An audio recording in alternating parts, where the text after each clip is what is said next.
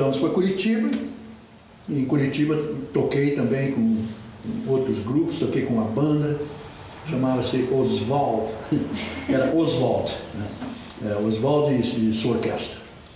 Então eu tocava batera, mas tinha outro cara que tocava bateria também. Eu tocava algum tipo de música, depois eu cantava, eu tocava maracas, sei lá, umas coisas. E toquei lá com ele, e logo depois já comecei a tocar em nightclub, né? Em boate, né? Que ele chamava. Que era um boate assim, né? Bem boate mesmo.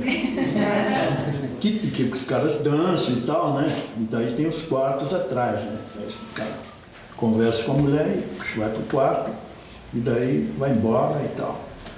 E, então comecei a tocar nesses lugares e tinha um lugar muito bom, que era uma boate realmente. E daquilo ali foi surgindo um negócio novo em mim, que eu comecei a compreender outras coisas sobre música, mas assim, né?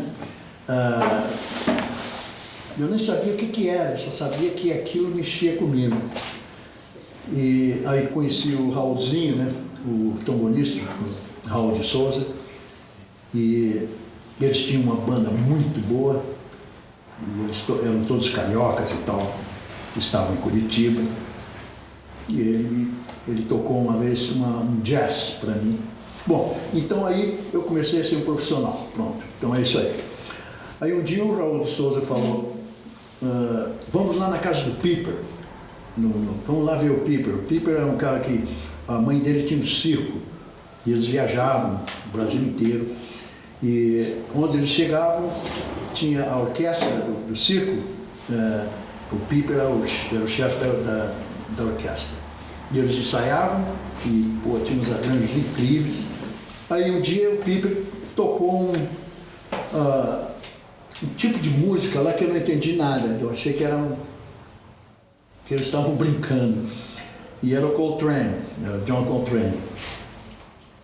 E eu não consegui realmente, eu não tinha ideia do que aquilo era. Mas depois, com o tempo, porque aí eu ouvia mais e mais e mais, eu entendi mais ou menos como é que era. Eu podia assobiar todos os solos, quer dizer, muitos solos e tal. E aí que eu fui introduzido ao jazz, né? Que era jazz mesmo, né?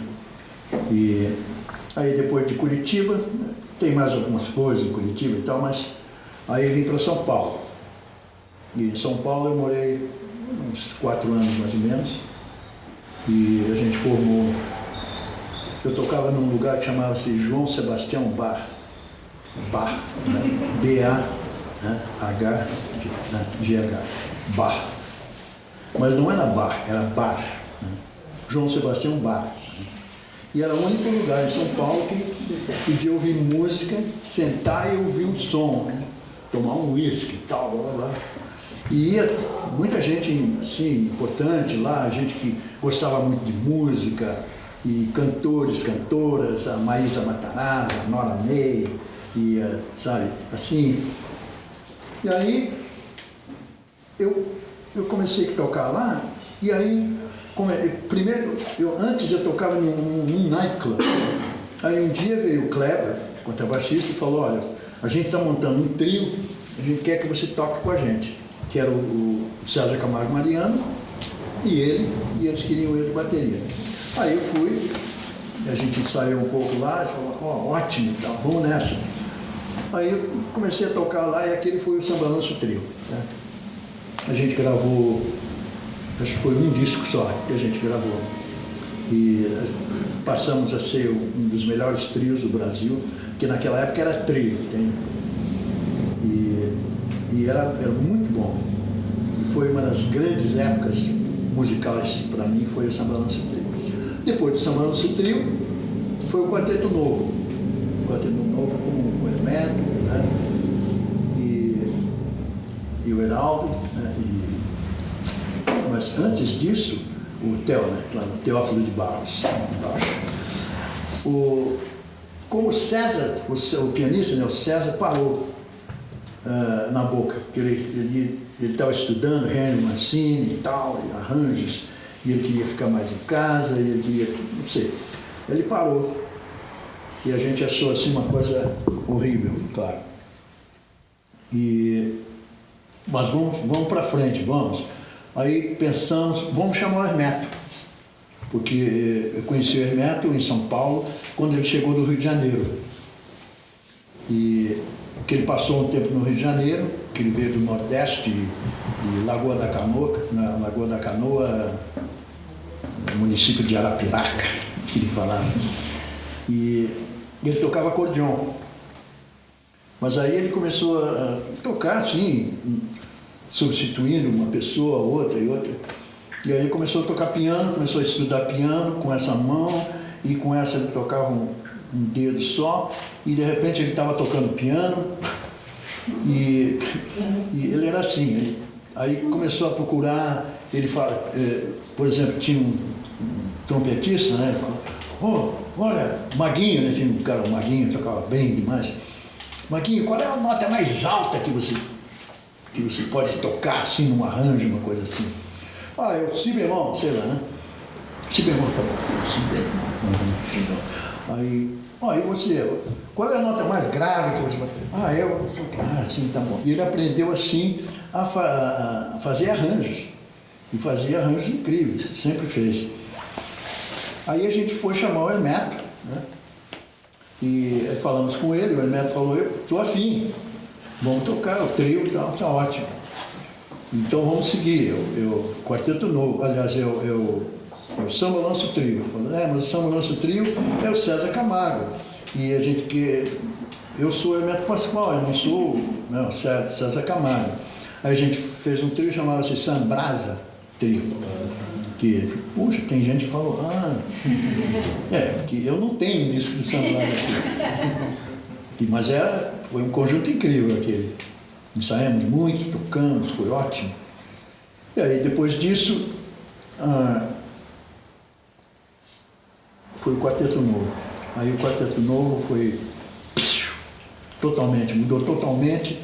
O Geraldo Vandré, do Lobo, né, que a gente acompanhava eles, que eram os dois únicos cantores, né, que a gente acompanhava, que a gente queria tocar Quarteto Novo, e ali a gente ganhou vários festivais, né, naquela época tinha aqueles festivais, Festival da Canção, de não sei o que lá. E aí depois daquilo, eu já tinha conhecido a Flora, né, a minha companheira de vida, né, e ela foi para os Estados Unidos, porque ela já falava 4 línguas e tal, e era uma pessoa muito, né, ilustrada, educada, e eu era exatamente o contrário, né? Mas a gente conseguiu ter assim, em inglês a gente chama de chemistry, como é que é? Chemistry. Chemistry. E ali saiu alguma coisa ali que foi, sabe? Mas aí, sabe, a gente conversando, aí um dia ela falou, olha, eu vou para os Estados Unidos, porque aqui ainda mais, e foi naquela época que os caras eles proibiam tudo, né? Ditadura. Você ia para o banheiro e disse, o que você está fazendo aí, né? Aquele negócio. E Chico Buarque de Holanda, ele era um dos principais, né, protagonistas, né, daquela coisa, e Gil e tal, aquele pessoal que a gente já sabe. E ela foi, se arrancou. E o Quarteto Novo já estava indo para baixo, porque a gente não acompanhava ninguém, então a gente não trabalhava. E a gente, a gente quer trabalhar é o grupo e pronto.